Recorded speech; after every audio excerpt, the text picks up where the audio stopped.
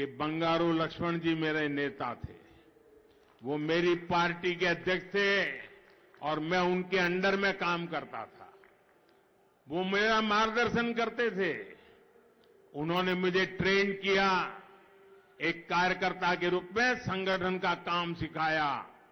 मेरे लिए गर्व की बात है कि मैं बंगारू लक्ष्मण के साथ उनके हाथ नीचे काम करने वाला कार्यकर्ता रहा हूं, इसलिए आपको भली भांति जानता हूं। మిత్రులారా, తెలంగాణ అభివృద్ధిలో మాదిగ సమాజానికి జరుగుతున్నటువంటి అన్యాయం పట్ల నేను తీవ్రమైనటువంటి ఇవాళ ఆవేదన వ్యక్తం చేస్తా ఉన్నాను. 30 సంవత్సరాలుగా మరి మీకు అండగా ఉన్నటువంటి నాయకులు, మరోవైపు నన్ను మీరందరూ కూడా ప్రధానమంత్రిగానే మీరు గుర్తిస్తూ ఉంటారు. కానీ నేను ఒక ప్రధాన సేవకుడిని. అంతేకాదు బంగారు లక్ష్మణ్ మీ అందరికీ సుపరిచితులు. వారు మా పార్టీ అధ్యక్షుడిగా ఉన్నప్పుడు వారితో కలిసి పనిచేయడమే కాకుండా వారి దగ్గర నేను శిక్షణ పొంది ఏ రకంగా వారు సంస్థాగత కార్యదర్శిగా నా సేవలు వారు ఏ రకంగా వారు కల్పించారో వారితో కలిసి పనిచేసినందుకు నిజంగా నేను సంతోషాన్ని వ్యక్తం చేయడమే కాకుండా వారిని స్ఫూర్తిగా పనిచేసి వారికి ప్రేరణగా నేను తీసుకొని ఇవాళ రాజకీయాల్లో నేను కొనసాగుతున్నాను. ఇదే నిజంగా బంగారు లక్ష్మణ్ గారు నా గురువుగా నేను భావిస్తాను. मादिगा मेरे परिवारजनों, मैं आज बहुत बहुत भावुक हूं। आप कल्पना करिए, कृष्णा ने 30 साल अपनी जवानी पूरी खपा दी। इतना बड़ा आंदोलन अविरत रूप से चलाया। कृष्णा मेरा छोटा भाई है।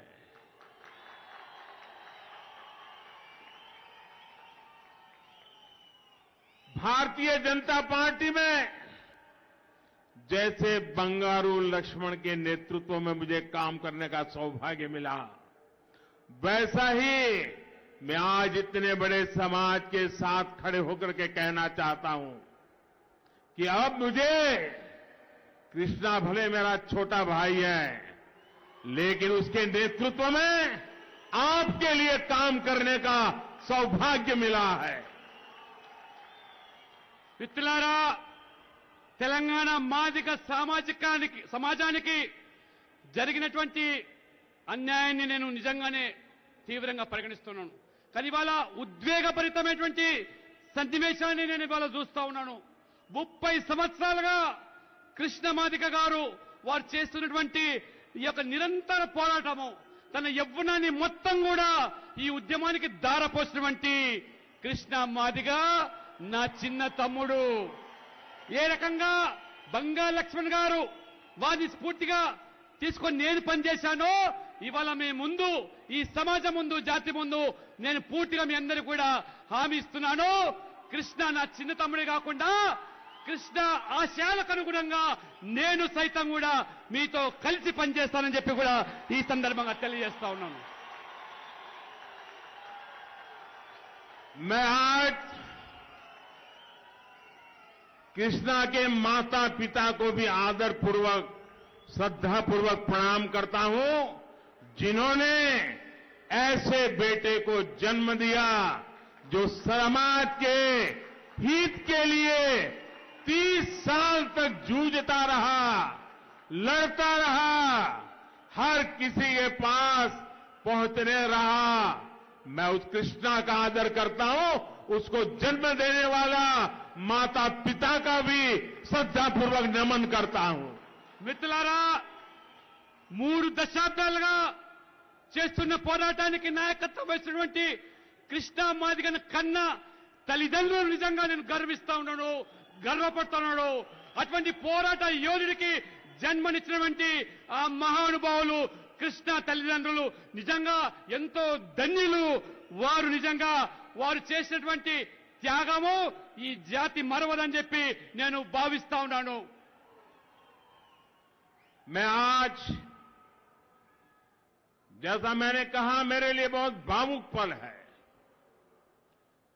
मैं आज मादिगा समाज के हर व्यक्ति को बहुत आदर के साथ प्रणाम करता हूं, जिन्होंने 30 साल तक अपने न्याय के लिए लड़ाई लड़ी और पूरी तरह अहिंसक लड़ाई लड़ी। इतना बड़ा आंदोलन, इतना लंबा समय पूरी तरह अहिंसा, आपने जग्गू बाबू को भी पचाया, आपने बाबा साहब आंबेडकर को भी पचाया, आपने बंगारू लक्ष्मण को भी पचाया। और इसलिए मैं विशेष रूप से आप सबके इस आंदोलन की पवित्रता के लिए श्रद्धापूर्वक नमन करता हूं। మిత్రులారా, నేను చెప్పినట్టుగానే నేను నిజంగా ఈరోజు చాలా ఉద్వేగభరితంగా ఇవాళ ఉన్నాను. ఎందుకంటే 30 సంవత్సరాల నిరంతరమైనటువంటి పోరాటానికి ఈ మాదిగ జాతి ప్రతి బిడ్డ, ప్రతి వ్యక్తి ఏ రకంగా పోరాటం చేశారో, కృష్ణ మాదిగను స్ఫూర్తిగా తీసుకొని హింసకు తావు లేకుండా శాంతియుతంగా ఉద్యమాన్ని కొనసాగించి బాబు జగజ్జీవన్ రామ్, డాక్టర్ బాబాసాహెబ్ అంబేద్కర్ ఇలాంటి మహానుభావులు, బంగారు లక్ష్మణ్ సైతం కూడా మీరందరూ కూడా ప్రేరణగా తీసుకొని మీకు జరుగుతున్నటువంటి అన్యాయాన్ని ఏ రకంగా సభ్య సమాజానికి చాటి చెప్పారో, నేను సైతం కూడా ఖచ్చితంగా మీ యొక్క ఉద్యమాన్ని ఇవాళ గుర్తించాను, గౌరవిస్తా ఉన్నాను. ఇవాళ भारतीय जनता पार्टी पिछले 3 दशक से हर संघर्ष में आपके साथ खड़ी रही है। हम जल्द से जल्द इस अन्याय का अंत करने के लिए प्रतिबद्ध है। मैं जानता हूं कि यहां पर ऐसे कई लोग हैं जिन्होंने अपने अधिकारों के लिए लंबे समय तक संघर्ष किया है। ये हमारा वादा है कि हम जल्द ही एक कमेटी का गठन करेंगे जो आपके सशक्तिकरण के हर रास्ते को अपनाएगी। हम और आप ये भी जानते हैं कि एक बड़ी न्यायिक प्रक्रिया सुप्रीम कोर्ट में भी चल रही है। आपकी इस लड़ाई को हम न्याय की लड़ाई मानते हैं। बाबा साहब आंबेडकर ने हमें जो संविधान दिया है, उस संविधान ने न्याय की जिम्मेवारी मुझ पर दी है। हम उस न्याय को सुनिश्चित करा करके ही रहेंगे।